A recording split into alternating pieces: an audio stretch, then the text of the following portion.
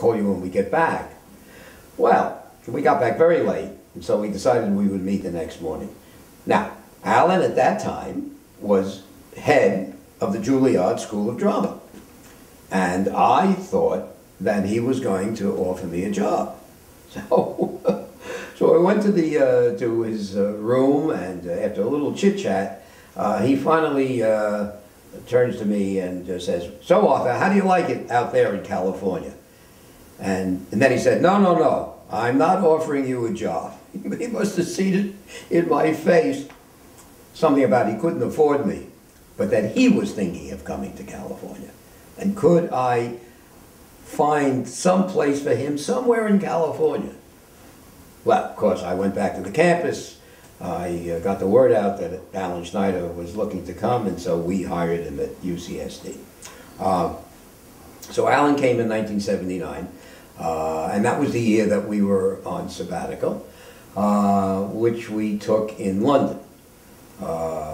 Prior to that, I taught at the what they call it, the Athens School of Creative Arts in Athens, and Molly, Michelle, and I spent 6 weeks in Athens. It was a great experience. We were just all over Greece.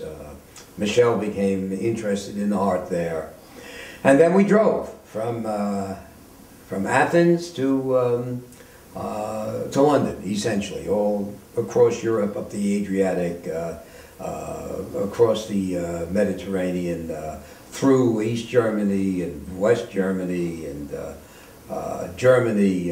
It was a wonderful, wonderful trip getting there. I believe we went up to Scandinavia before we went down to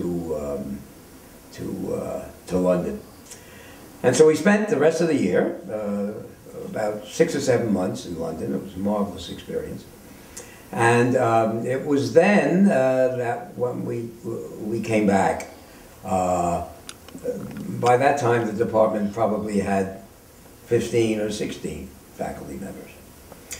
So over the next, let's see, that was 1980 we got back. I had 2 more sabbaticals. One we took in the Far East. We went to Japan, all kinds of countries in the Far East, and then we went around the world. And was that our first time around the world? Yeah, I think that was the first time that we flew around the world. We did that one other time. It was really quite spectacular. So the kids were growing up here. Wayne became a surfer, and Michelle got very much turned on into art.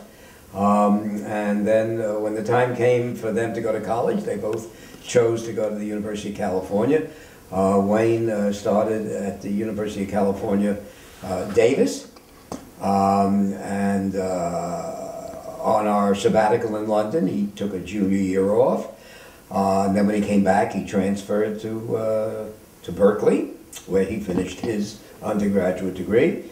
And when we came back, Michelle started at University of California, Santa Barbara, and after 2 years, she transferred to University of California, Santa Cruz. So we were really a University of California family. All this time, of course, Molly and I are visiting San Francisco. Molly's mother was living there. After her father died, her mother moved to San Francisco to be closer to Molly's older sister, Pat. And we would go up and visit them, and of course, we loved it there. It was terrific. Mike Addison, at that time, or by that time, and his wife, had a pied-à-terre in San Francisco. And we thought that was a wonderful idea, and which they would... Second? Yeah. Mike Addison and Beyond, take 1. So Michael and his wife Susan had a pied-à-terre in San Francisco. Something, by the way, I had never heard of. I didn't know what a pied-à-terre was until Mike and Susan had theirs. And Molly and I began thinking about what we would do when we were retired. Now, I should go back to 1984 because it was a very, it was a year of interesting occurrences. Once we started this graduate program, an MFA, we used to audition our students, and we would go to New York, Chicago, sometimes Atlanta, sometimes New Orleans, always San Francisco, to audition our students. And when Alan came in 1979, and I came back in '80, he and I would then go and do the audition tour, which was great. We had a wonderful time. I loved traveling with Alan. He was filled with stories and anecdotes that were always fascinating. We always shared a room. We really got along just fine. I can't say that that was true of a lot of people, other people, and Alan, but that's a story outside of this. So when we went out on the audition trip in 1984 in New York, Alan was contracted to do a play in London. So we figured he would do the New York auditions, and then I would go on to Chicago, and I was going to be met there by Eric Christmas, who would take Alan's place, and then we were going to San Francisco, and Alan was going to miss those. So we did our final audition, I remember, on a Sunday in New York, and we said goodbye, and Alan was going to leave for London in a few days, and I flew on to Chicago. When I arrived in Chicago, over the loudspeaker it said, Arthur Wagner, pick up a white phone. Well, I didn't want to do that. I wanted to get to a regular phone because I wanted to call Molly's mother, where Molly was staying. She'd gone up to do some advanced training for pharmacy in San Francisco, was staying with her mother, and she'd been very sick. And I was very concerned about her. And so I called her mother, and her mother told me that she was in critical condition in a hospital in Burlingame. And it was too late for me to get out. There were no planes for San Francisco. It was terrible. It was a terrible night. And of course, I flew out the next morning, and I remember I picked up Michelle, who was at Santa Cruz, and we went to see Molly, and she says that our coming into the room was the first thing that she remembered. Now, Molly had an accident in which she really should not have recovered. I saw the car. I went and looked at it. I forget whether it was for insurance purposes or whatever. It was a rental car. And there was a bubble in the windshield that her head had gone into. But she seemed to not have any life-threatening kinds of injuries. She had some cuts, and she had some short-term memory problems for a while, but nothing really serious. Alan, on the other hand, has this freak accident in London. He's directing at the Hampstead Theatre. He goes across the street from the Hampstead to post a letter to Samuel Beckett. They were very, very good friends. And on his way back, as he steps into the curb, a motorcycle comes by, brushes him, he falls backwards, hits his head, and is brain dead immediately. Just one of those freak accidents. Well, people say, oh, he didn't look the right way. But that was not the case, because Alan knew London very well. He was married to an English woman, and they lived in London. That was not the case. It was just the changing of the light and the way the motorcycle was coming, and so it was one of those freak kinds of things. So that was way back in 1984. Molly, meanwhile, of course, recovered and has been fine ever since. So that was the nature of that particular year. I was in a production of After the Fall at the San Diego Public Theater with Robin Hunt, which was an exciting experience. I think the last sort of major kind of role that I played, and that I enjoyed very much. So as we approached the end of the 80s, and we began thinking about retirement, because I was going to have to retire, mandatory retire, at 70, which would have been 1993. That was the mandatory age when I came into the system. Now, of course, they passed a law that said that you could not have mandatory retirement, but they exempted policemen, firemen, and tenured faculty, and the window was 7 years. Well, that window was over in 1993, so I was going to be the last of the mandatory retirees. So we began looking first for pied-à-terres in San Francisco. And whatever we liked was very, very expensive for just a weekend place. I mean, you could stay at the finest hotel in San Francisco in the bridal suite every weekend of the year, and it would be less than maintaining a pied-à-terre at the cost that they were asking. So we began talking about moving there. And I figured that I could commute, because after all, I had run the department for many years, and I knew what other faculty members did, and I had really put in my dues, and I, in a sense, deserved to be able to do that. And so that's what we went ahead. We started looking now for places to buy. So in 1988, the year before, the university in San Diego, University of California, San Diego, instituted a new program, what they called a Pacific Rim Exchange. And that was where a faculty member at UCSD who knew somebody at another institution on the Pacific Rim would make an exchange. And they would go to each other's campus, maintain their own salary, and then there was money for transportation. So I immediately got in touch with John Clark, who I had met at many international meetings, who was the director of NIDA, the National Institute of Dramatic Arts in Sydney, Australia, the most famous professional school in all of Australia, with graduates like Mel Gibson and Judy Davis and Kate Blanchett, etc. And so that's what we did. We arranged this faculty exchange, and Molly and I went to Australia in the fall of 1988. In the fall of 1988. And as we left, we put our house up for sale.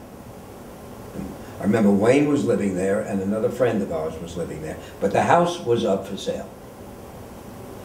So we spent 3 marvelous months in Australia. I directed a play, The Cat and the Canary, with the students at NIDA. It was just a marvelous experience. So when we came back, I was to go on sabbatical. So we got back like in December, and in January I was on sabbatical in San Francisco. And Molly and I rented a house in San Francisco, and of course we had a wonderful time, and that's when we sort of began looking, getting a sense of the city. So when we came back in 1989, we had sold the house. It had been on the market for 22 months, finally found somebody who wanted to buy it. So we had to rent a place, which is what we did as I finished out that academic year. So that was 1989 to 90. And at the end of that academic year, we found a place in San Francisco that we liked, a wonderful condominium, way up on a hill, looking down Market Street, 4-bridge view, across the bay to Berkeley. It was really an exciting condominium. And we decided to move. Now, what did that mean? It meant that I was going to have to commute for 3 years, because I was about to turn 67, And so it would have been 3 years of commuting. And when we announced it to Wayne and Michelle that we were moving to San Francisco, Wayne said, with tears in his eyes, he says, the children are supposed to move away, not the parents. Now anyhow, that's what we did.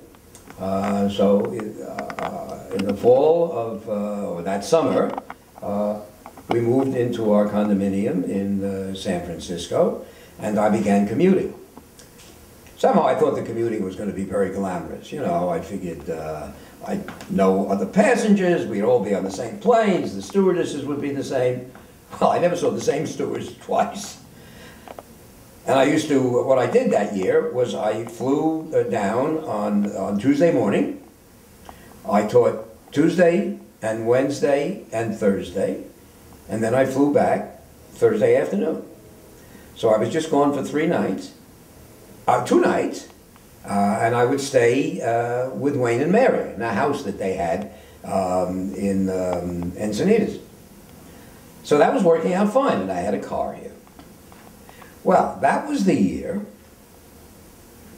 I always said that what happened at the Regents was the Regents of the University of California, they got together and they said, now what can we do for this Arthur Wagner guy? So what they came up with was an early retirement program.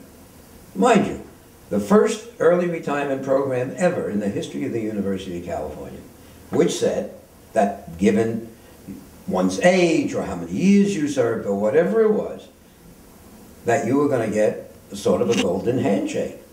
I mean, and in addition to the fact that you had a certain kind of privileges, you were given 5 years of retirement time. Well, I only had 3 years left, so I would never have earned those 5 years of retirement time. Anyhow, it was the perfect thing for me.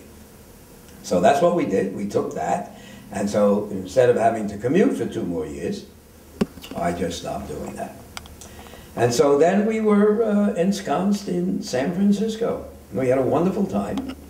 I like to say that we had a 10-year vacation in San Francisco. Most people only get a weekend because we lived like we were on vacation. We were out all the time, the wonderful restaurants. Ironically, a lot of people thought that we went there for the theater. As it turns out, there was less theater in San Francisco than here, but there was great symphony, and great ballet company, and of course a wonderful opera company. Not that we like opera very much, but it was just the whole ambience of San Francisco, and it was urban. And I think that's what we were looking for. We were looking for an urban experience, because San Diego will never be that. There's no real center here. So we had a marvelous 10 years in San Francisco.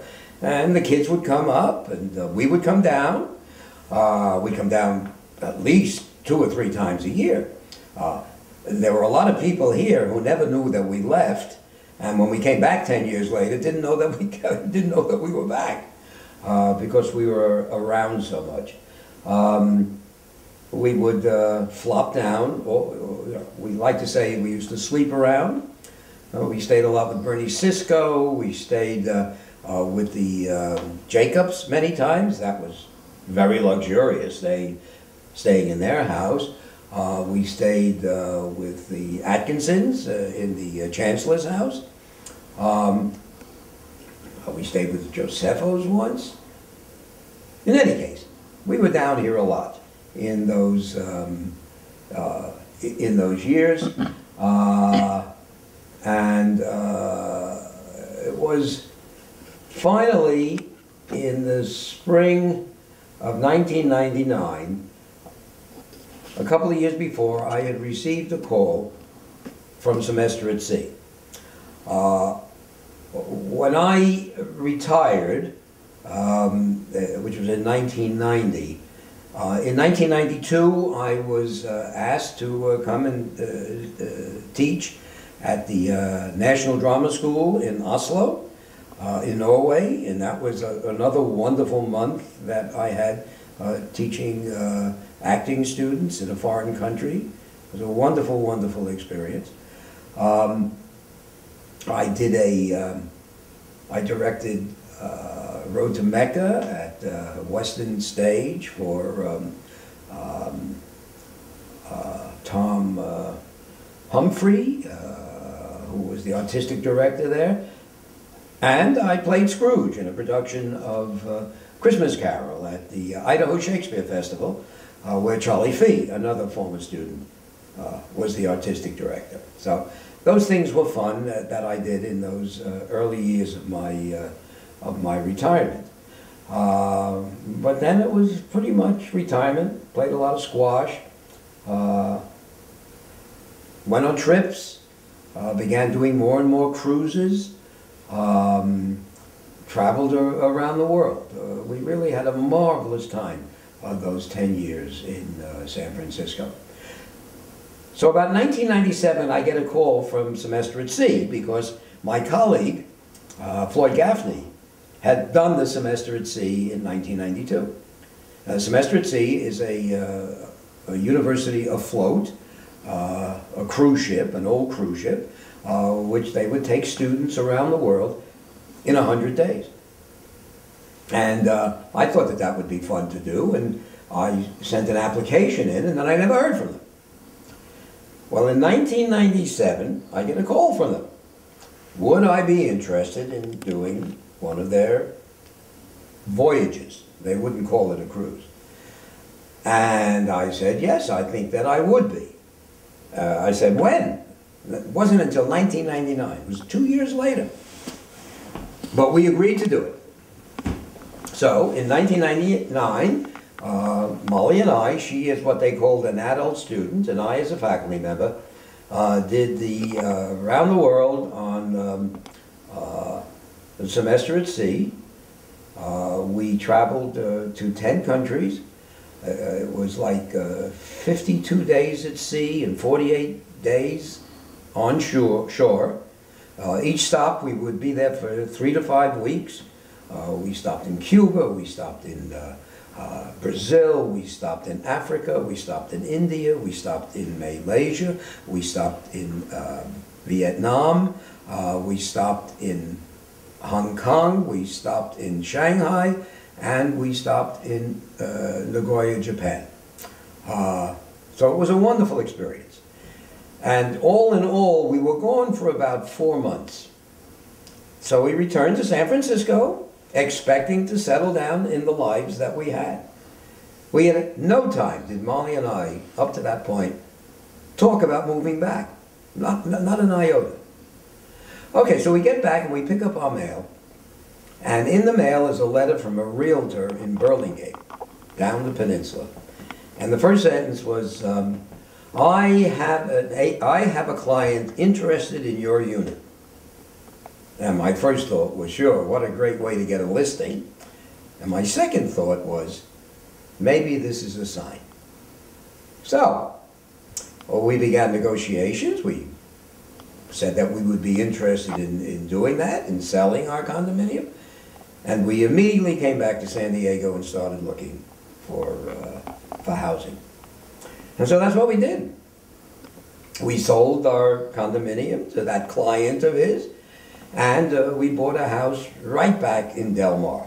When we came back, we thought we might like to live in La Jolla for a change, but we never could find anything that we really liked. So we finally ended up back in old Del Mar, in a very nice house on the canyon with an ocean view from upstairs.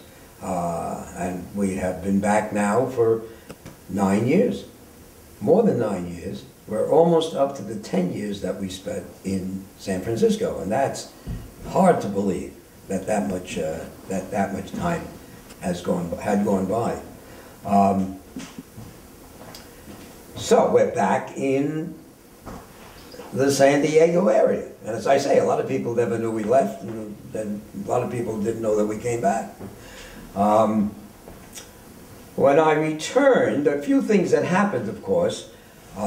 I neglected to mention our involvement in Qualcomm and how that affected our lives. We first met the Jacobs when we first moved to San Diego, in 1972. We were here only a few months when we received an invitation to a meeting of the, what they called the La Jolla Democratic Club, which was going to be held at the home of Irwin and Joan Jacobs. I was not overly enthusiastic, but Molly thought that we should go, which we did. And it turned out to be very serendipitous because we immediately hit it off with the Jacobs. We began seeing a lot of each other. We used to go to Los Angeles all the time for plays and concerts and things of that sort when there was so little in San Diego. And so that was the year, 1972, that Irwin resigned from the university where he was a professor of engineering and began spending full time at a company that he had started with Andy Iturbe. Eventually they left that and sold that, and then a few years later they began a company called Qualcomm. And again, it was very serendipitous. This was 1987. We were out with the Jacobs driving down, and Molly, in her inimitable way, leaned forward and said to Irwin, you know, if there's ever a chance for us investing in Qualcomm, we would be happy to do that. Well, Irwin said, as a matter of fact, we're putting together a private offering. Well, we were able to get in on that private offering for not very much money. And of course, it didn't change our lives. It made our lives somewhat different than it would have been if it hadn't happened, because Qualcomm's very successful and the stock became very valuable, and so it's made our lives financially very, very comfortable. And in addition to that, we were able to do things that we could never have done without it. And the first thing, of course, was the establishment of the Arthur Wagner Chair in Acting, which I believe is the only chair in acting in the country. We did that in about 1997 or so. And then in 2000, we funded the dance building, and that was called the Molly and Arthur Wagner building in Molly and Arthur Wagner Dance Building. We also recently funded a scholarship fund which made it possible to name a small theater on campus, the Arthur Wagner Theater. The other thing, of course, is related to the one really tragic aspect of our lives, which in the main has been almost ideal, but terrible tragic. We lost our daughter, Michelle, in 1993, when she took her own life. But we were able to be able to fund the Michelle Wagner Center at Planned Parenthood, something that she would have really loved our doing. And so that whole experience with the Jacobs and Qualcomm has been a very important one in our lives. So since we've been back, those are the sort of things we've been doing. I became very much involved with the La Jolla Playhouse, which I had helped establish early on in my tenure at UCSD. And so I've been on the board ever since we returned, and that has been a most enjoyable thing for me. We go to a lot of theater, we see a lot of people. People always say, you know, why did you move back from San Francisco? And I say, well, first of all, our kids were here. That would have been reason enough. But then there was the department, which was very important, and that we had been away from for 10 years.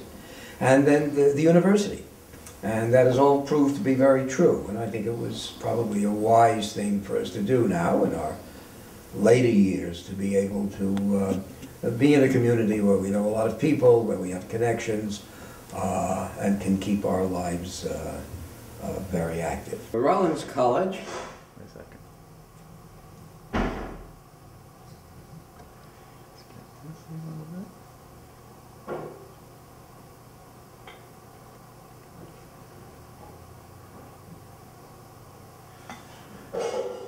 Rollins College in September of 1956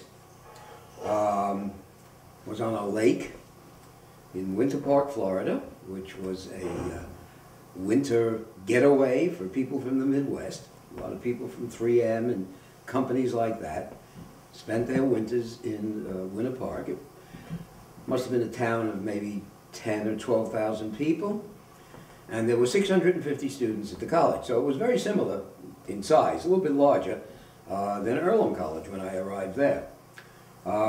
Rollins was an interesting institution. By the time we arrived, it was a fairly conventional liberal arts college with lots of students from the Northeast, some of whom only came in the winter quarter to avoid the bad weather. It had a strange reputation